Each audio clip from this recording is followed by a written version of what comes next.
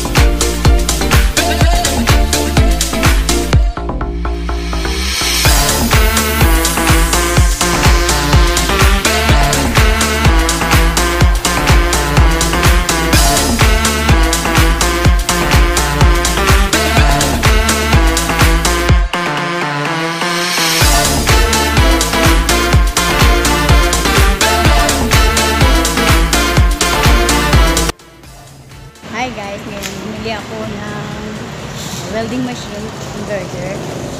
Saing ko. Yan.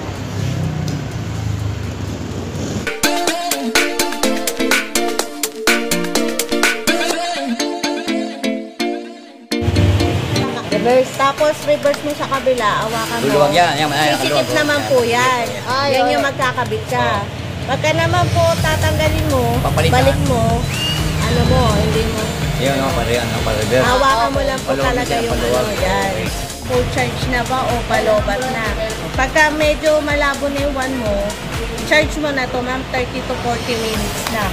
Pareho po siyang gumagana.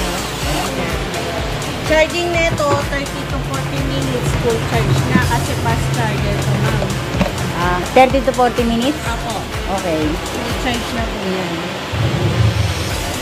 Bali, dalawang baterya niya, di ba? Ako. Pagka nagbi-blink yan, pag nag-steady yung green, full charge na po yan. Tapos pwede nyo tingnan sa indicator.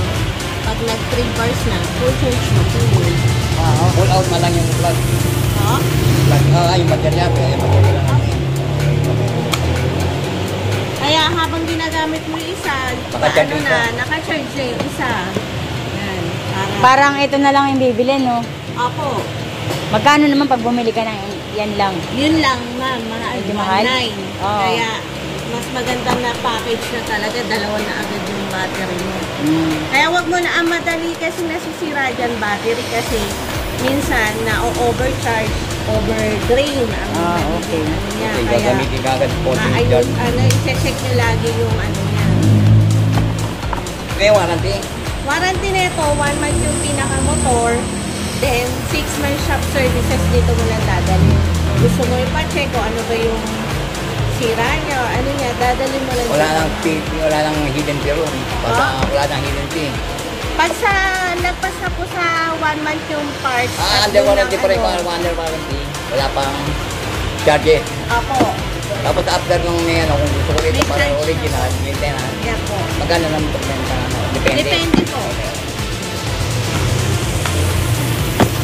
Okay.